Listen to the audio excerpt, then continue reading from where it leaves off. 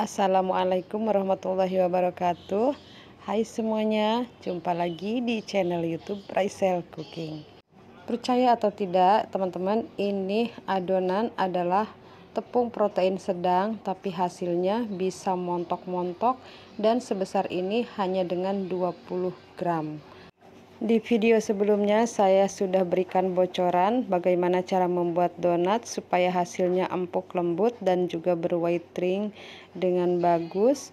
Nah, untuk di video kali ini saya akan berikan sedikit tips untuk teman-teman bagaimana cara membuat donat dough kecil tapi hasilnya besar. Nah, untuk teman-teman yang penasaran, simak terus videonya sampai habis, jangan di skip ya, supaya tidak gagal paham ya. Dan buat teman-teman yang kesulitan mencari tepung protein tinggi, ini bisa gunakan tepung protein sedang dan hasilnya bisa sebagus ini ya teman-teman. Jadi ini solusi untuk teman-teman yang kesulitan mencari tepung protein tinggi. Simak videonya sampai selesai dan silahkan recook lalu berikan komentarnya ya. Yuk langsung aja ke cara pembuatannya.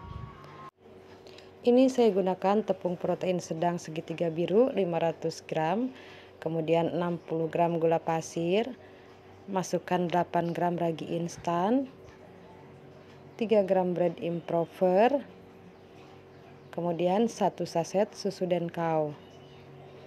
Lalu ini diaduk semua bahan kering hingga tercampur rata dan masukkan 3 kuning telur. Ini 3 kuning telur ya teman-teman, tadi mati kameranya ya. Aduk telur hingga tercampur rata, lalu masukkan 280 ml air. Ini suhu ruang ya teman-teman, masukkan secara bertahap. Untuk tips-tips supaya donat hasilnya lembut dan empuk, juga berwhitening, ada di video sebelumnya ya teman-teman. Silahkan untuk dicek ya. Ini masukkan air secara bertahap, supaya kita dapat mengontrol cairannya ya. Nah, setelah membentuk gumpalan, kemudian ini mixer adonan, kita gunakan speed 1. Sebelum memasukkan butter, ini kita cek adonan. Jika masih keras atau kurang air, kita bisa tambahkan sisa air yang tadi. Dan ini saya gunakan 270 ml ya teman-teman. Kemudian ini mixer kembali supaya air yang baru kita tambahkan tercampur rata dengan adonan. Nah, jika sudah setengah kalis, teman-teman masukkan butter sebanyak 60 gram dan 7 gram garam.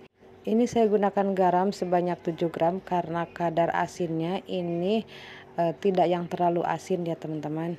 Nah, kemudian setelah butter kita tambahkan, ini mixer masih di speed 1 selama kurang lebih 5 menit ya. Kemudian setelah itu langsung naikkan ke speed 2. Dan mixer saya ini hanya ada 3 speed ya teman-teman. Jadi saya jarang memakai speed 3 ya. Jadi saya selalu gunakan 1 dan 2. Oke, ini cara memixernya juga nih, bisa perhatikan ya teman-teman.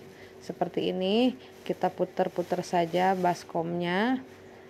Nah, oke, ini sudah kalis ya teman-teman. Kemudian ini saya menambahkan sedikit butter supaya permukaannya adonan tetap lembab, tidak kering ya. Dan ini menambah harum butter pada adonan. Ini saya padat-padatkan dulu ya, supaya adonan tidak cepat mengembang dan supaya tidak ada gelembung udara yang terdapat di dalam adonan. Kemudian ini saya timbang adonan seberat 20 gram. Teman-teman, jika mau buat donat yang lebih besar, bisa timbang seberat 35 gram sampai 40 gram ya.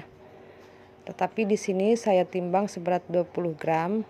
Nah, oke, jika sudah, oh iya teman-teman, ini tidak terekam ya karena HP-nya lowbat ya teman-teman. Setelah selesai kita bulatkan adonan yang terakhir, langsung aja kita pipihkan adonan yang pertama kita bulatkan. Tetapi sebelumnya ditutup dulu adonannya ya, supaya permukaannya tidak kering. Kemudian ini sebelum saya pipihkan adonan, saya rapihkan dulu ya. Nah, setelah itu kita tekan perlahan atau kita tekan pelan saja, tidak perlu kuat-kuat. Kemudian ini kita rapihkan lagi, kita ratakan permukaannya. Nah, jika ada gelembung boleh dipecahkan ya teman-teman. Dan ini trik yang saya lakukan supaya adonan dough kecil menghasilkan donat yang besar. Nah, teman-teman bisa perhatikan, tarik bagian atas adonan dengan pelan. Tujuannya untuk melebarkan adonan sesuai dengan yang kita inginkan. Nah, kemudian ini jari kita bagian bawah bisa raba adonan bagian mana yang tebal dan bagian mana yang kopong. Kemudian adonan yang tebal bisa kita tarik atau kita geser ke bagian adonan yang kopong. Tujuannya untuk mengurangi timbulnya gelembung udara pada saat digoreng. Nah, di sini kita tariknya dengan perlahan, jangan dengan tenaga dalam ya teman-teman. Kemudian setelah dirasa ini sudah cukup sesuai dengan besar yang kita inginkan, langsung aja ini kita lubangi adonan. Teman-teman bisa gunakan cetakan ataupun manual ya. Saya lebih suka manual ya teman-teman, karena tidak ada sisa adonan yang terbuang gitu ya. Jadi 20 gram itu full jadi donat semua ya. Nah, untuk melebarkannya teman-teman bisa tarik-tarik seperti ini. Dan teman-teman usahakan cara memegang adonan itu jangan dengan tenaga ya, atau jangan ditekan ya teman-teman. Tujuannya supaya adonan itu tetap bervolume ya teman-teman, agar nanti pada saat digoreng donatnya itu berwhite ring. Nah, ini saya proofing, ini baru 35 menit ya, ini belum cukup untuk digoreng, jadi masih butuh waktu kira-kira 10 menit atau 15 menitan lagi. Tapi di menit ini saya sudah panaskan minyak di api sedang cenderung kecil ya, supaya nanti ketika donatnya sudah pas untuk digoreng, minyaknya sudah panas. Nah, dan ini sudah waktunya digoreng. Dan usahakan pada saat ngambil adonan ini jangan sampai tersentuh tangan sehingga menimbulkan donatnya penyok. Nah, jadi teman-teman bisa gunakan alas donat atau bisa menggunakan spatula seperti saya. Dan saya tidak pernah menggunakan alas donat ya teman-teman. Buat saya ini ribet banget jadinya ya. Jadi saya lebih suka mengambilnya dengan spatula. Tapi dengan hati-hati ya, supaya adonannya itu tidak tersentuh tangan yang menimbulkan adonan atau donatnya itu jadi penyok. Supaya donat tidak menyerap minyak, jangan bolak-balik adonan, cukup satu kali balik saja ya. Nah, jadi kesimpulannya teman-teman, jika ingin membuat donat dough kecil hasil besar, nah jadi adonan itu jangan terlalu banyak ditekan, kemudian kita bisa lebarkan sesuai dengan yang kita inginkan, tapi dengan perlahan atau dengan pelan-pelan, jangan pakai tenaga dalam ya. Dan jangan tekan adonan sampai tipis ya, karena ini doughnya 20 gram, jadi untuk mendapatkan donat yang montok kemudian berwhite ring itu nantinya akan tidak kesampaian ya. Jadi menurut pengalaman saya itu saja tips dari saya, semoga bermanfaat ya buat teman-teman, dan mohon maaf jika salah dan teman-teman bisa koreksi ya. Dan bagi teman-teman yang baru menemukan channel ini, jangan lupa untuk berikan subscribe, like, dan komen ya.